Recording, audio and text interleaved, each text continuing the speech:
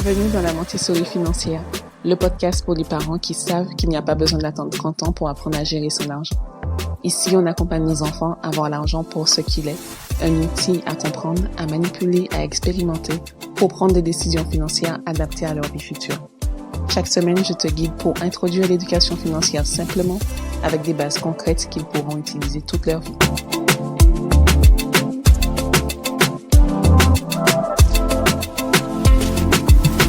Aujourd'hui, on va parler des routines et plus précisément des routines financières. Parce que oui, quand tu décides d'enseigner l'éducation financière à ton enfant, ce n'est pas juste une question d'information, c'est aussi une question d'automatisme. Et pour construire un automatisme, qu'est-ce qu'il faut? De la répétition, encore et encore. Donc, soyons clairs. L'éducation financière de ton enfant, ce n'est pas un cours magistral que tu lui donnes. Tu peux expliquer à ton enfant ce qu'est un budget une fois, 2 fois, 10 fois. Ce n'est pas ça qui va faire qu'il saura gérer son argent. Si tu repenses aux différents apprentissages auxquels il a dû faire face, se brosser les dents, l'apprentissage de la propreté, aller sur le pot, ce genre de choses, tout ça, ça a pris du temps et tout ça, ça a demandé de répéter les choses, de l'accompagner à plusieurs reprises et de l'accompagner pendant longtemps pour qu'il puisse arriver à un résultat qui soit satisfaisant. Alors pourquoi tu t'imaginerais que pour l'argent, ça fonctionnerait différemment? Gérer son argent, c'est une compétence que ton enfant n'a pas, qu'il découvre totalement, qu'il découvre comme s'il avait 2 ans et qu'on lui demandait d'acquérir une nouvelle compétence dont il n'a jamais entendu parler auparavant et qu'il n'a jamais expérimenté auparavant. Ça, il faut que ça devienne une habitude. C'est un langage qui est nouveau pour lui, comme s'il apprenait une nouvelle matière à l'école. Et d'ailleurs, dans la pédagogie Montessori, c'est exactement comme ça qu'on appréhende les apprentissages. On part du niveau 0, on avance petit à petit et surtout, on répète et on répète encore. Pas pour radoter, parce que personne n'aime radoter, surtout pas nous en tant que parents, mais vraiment pour ancrer une nouvelle compétence qu'on est en train de travailler avec eux. Un geste, une logique, une manière de faire. Et ça, c'est vraiment valable pour tout, que ce soit la géographie, le langage, les mathématiques. Et du coup, c'est valable aussi pour l'argent. Il y a vraiment 3 piliers, 3 routines fondamentales que tu dois garder en tête quand tu mets en place cette éducation financière pour ton enfant. 3 habitudes que tu dois absolument garder. La première chose, c'est qu'il faut que ton enfant ait une source de revenus qui soit régulière. Il faut vraiment que ça rentre dans vos habitudes. Soit vous optez pour l'option argent de poche. Du coup, il faut que ce soit un montant fixe, il faut que ce soit une date fixe de paiement.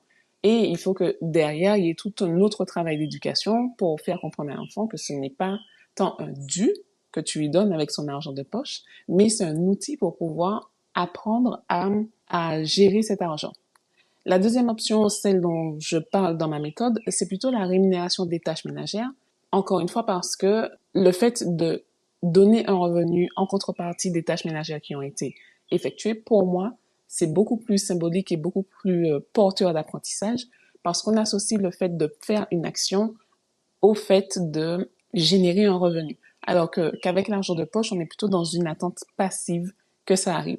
Ce qui, selon moi, n'est pas représentatif de ce qui se passe dans la société et même dans leur futur, puisqu'on, je te le rappelle, on prépare nos enfants au futur.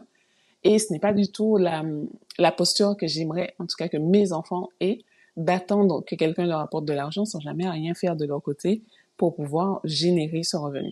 Donc, première routine, première habitude à mettre en place, créer une source de revenus régulière pour ton enfant.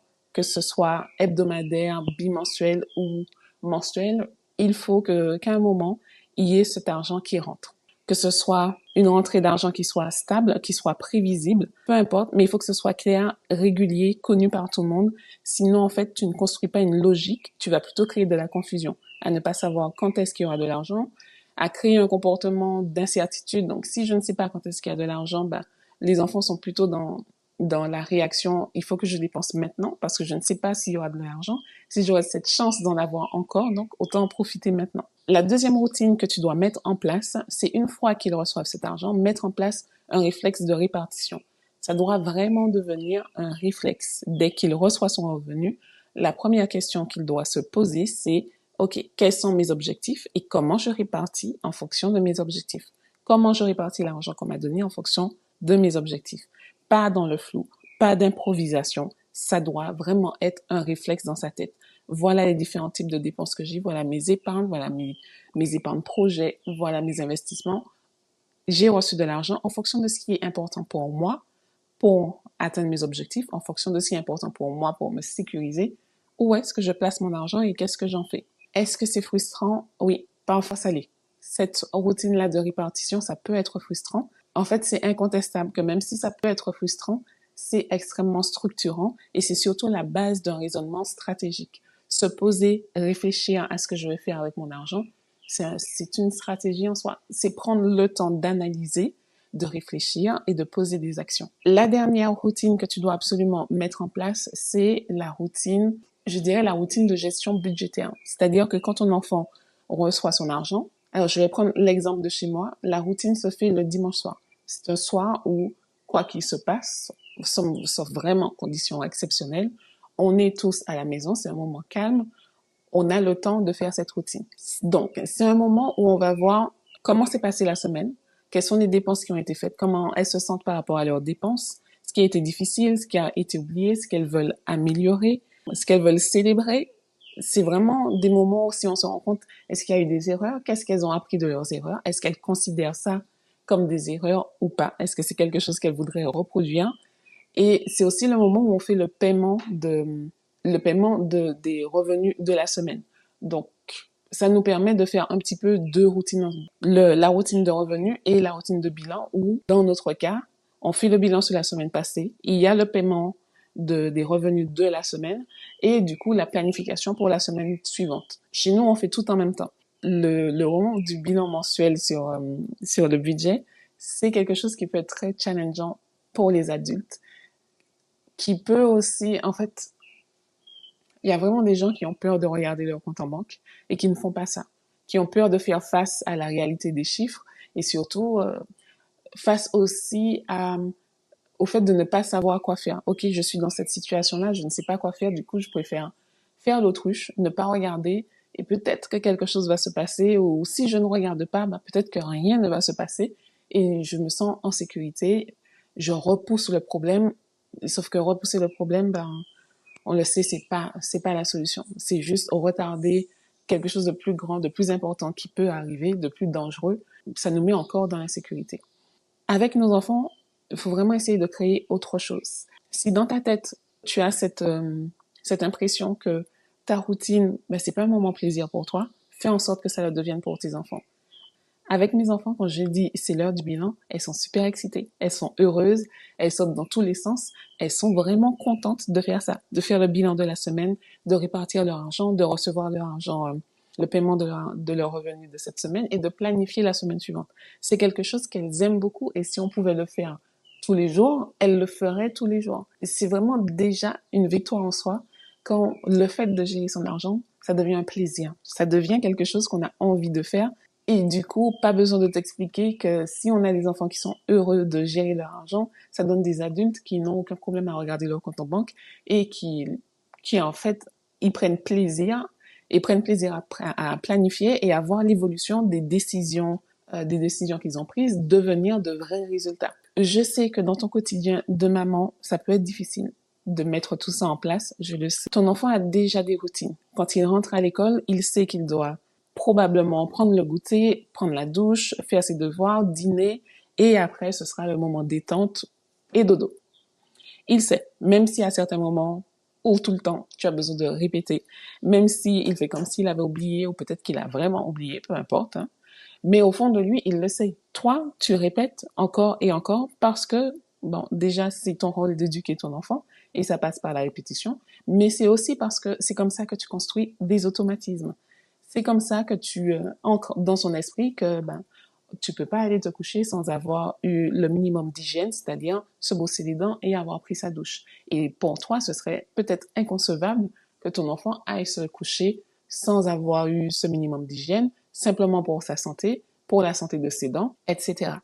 Alors pourquoi pour l'argent ce serait différent? Pourquoi on s'attendrait à ce qu'un enfant sache gérer son argent dès la première explication et du coup qu'on n'ait pas besoin de lui répéter tous les jours ce qu'il faudrait qu'il fasse? Ce n'est pas logique. Et d'ailleurs, c'est même injuste envers lui. Il faut qu'on répète autant de fois qu'on répète va prendre ta douche. Il faut que à chaque fois que les situations se présentent où il y a une opportunité d'apprentissage pour son éducation financière, qu'on répète les choses. Il faut que ce soit inscrit dans son quotidien, pas juste un moment à part. Même si tu mets en place des routines pour son argent, la discussion sur l'argent doit faire partie de son quotidien et devrait être mentionnée au moins une fois dans la journée, au même titre que va te brosser les dents. Si c'est difficile pour toi d'envoyer ton enfant se coucher sans s'être brossé les dents, ça devrait être difficile pour toi de l'envoyer se coucher sans que vous ayez abordé le sujet de l'argent au moins une fois dans la journée. Et ce travail de routine, c'est aussi un travail que tu dois faire sur son environnement physique, c'est-à-dire est-ce qu'il a un endroit pour gérer son argent, est-ce qu'il a un endroit pour se poser et pour prendre ses décisions, est-ce qu'il a des enveloppes qui sont dédiées, est-ce qu'il a un tableau pour pouvoir le suivre, est-ce qu'il a déjà des règles qui sont établies pour la gestion de l'argent, et là on rentre dans l'environnement dynamique. Quelles sont les règles qui ont été établies? Est-ce que les règles sont claires? Est-ce qu'elles sont reconnaissables? Est-ce qu'elles sont comprises? Est-ce qu'elles ont déjà été appliquées pour pouvoir expérimenter la chose et du coup se rendre compte s'il y aurait des améliorations, déjà des ajustements à faire. Là, on est déjà juste sur l'environnement physique et dynamique. Et du coup, ça rend tout ça, cette éducation que tu veux lui donner, moins abstraite. Ça rend les choses concrètes, matérielles et surtout organisées. Et quand c'est visible, quand c'est palpable, quand c'est stable dans le temps, dans les actions, ça devient actionnable. Ça donne donc lieu à un automatisme où on se dit, l'argent fait partie de mon quotidien, c'est un outil. À moi de définir ce que j'ai envie d'en faire. Je le disais récemment à une des bêta-testeuses du programme, il n'y a pas de pression dans ce qu'on est en train de faire actuellement. On a la chance, si tu es en train de faire ça avec ton enfant maintenant, s'il est entre 6 et 12 ans, on a la chance d'avoir au minimum 10 ans devant nous pour pouvoir mettre tout ça en place et l'implémenter. Il n'y a pas de pression. Par contre, il faut juste savoir ce que nous, en tant que parents, on doit actionner, ce que nous, on doit faire et comment on doit le faire pour que ça ait un réel impact. De la même manière que tu ne t'attendrais pas à ce que ton enfant maîtrise une nouvelle langue étrangère du jour au lendemain, tu sais que ça prend du temps, ben c'est pareil. C'est pareil pour l'argent. C'est de nouveaux concepts, c'est de nouvelles manières de s'exprimer, de nouvelles manières de réfléchir. Ça demande de la patience. Les progrès se feront petit à petit et c'est normal que ce soit long. C'est normal qu'il faille répéter.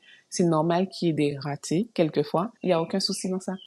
On se rappelle que l'objectif, c'est un résultat dans 10 ans. Ça peut sembler long, mais en même temps, quand on a des enfants, on se rend compte que le temps n'est pas aussi long que ça passe vite. On n'a pas cette pression de « il faut que tout soit acquis d'ici 2-3 mois », pas du tout. On a le temps. On a le temps de faire une pause si jamais on en a besoin. Les enfants ont le temps de faire une pause s'ils en ont besoin. On a le temps d'avoir une maison qui est chaotique et du coup, de devoir plus se focaliser sur ça que sur l'éducation financière. Ce sont les petites actions quotidiennes qui vont avoir un résultat. Ce n'est pas si tu te focalises sur 3 mois et après tu disparais que là, on aura un résultat. Il vaut mieux une action, une conversation par jour et on avance petit à petit pour avoir au final, dans quelques années, des réflexes, des automatismes, des routines qui sont bien implémentées, plutôt qu'un travail intensif et après on disparaît. Et du coup, là, en faisant ça, il y a peu de chances que l'enfant s'en souvienne dans 10 ans. L'éducation financière, ce n'est pas un atelier qu'on va faire un dimanche après-midi, ce n'est pas un joli carnet qu'on va remplir quelques fois dans l'année, c'est vraiment un système, un ensemble d'automatismes, un ensemble de routines qui doivent devenir aussi évidentes que de se brosser les dents.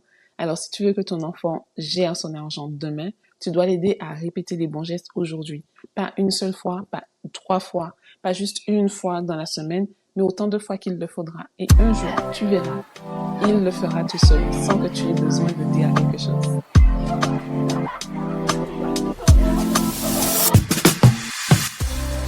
C'est déjà fini. Pense à t'abonner et à laisser un avis 5 étoiles. Si tu n'en vois pas l'intérêt, sache qu'en plus d'être informé de chaque nouvel épisode, tu contribues au succès de ce podcast. Plus il y aura de mamans impliquées comme toi dans l'éducation financière de leurs enfants, plus nous aurons des enfants capables de réfléchir, décider et agir avec l'argent de manière stratégique et intentionnelle. Alors je te dis à la semaine prochaine pour un nouvel épisode et en attendant, rejoins-moi sur Instagram sur la Montessori financière.